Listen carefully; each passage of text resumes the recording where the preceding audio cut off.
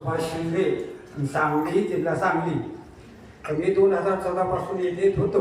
मला जे अनुभव आले तुम्ही सांगितले, परंतु मला जो हा 13 एप्रिल 2024ला मोठा अनुभव जो आला तो मी तुम्हाला आज सांगतो.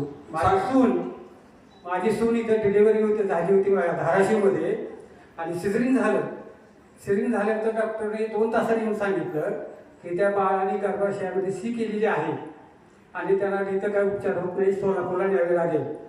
तर मी महाराजांना फोन केला, तर महाराजांचा फोन चालू होता. पण महाराजांनी मला 5 मिनिटात फोन केला. मी फक्त महाराजांना एवढं म्हणलं, मी बाप्पांचं नाव घेऊन अंगारा लावू का?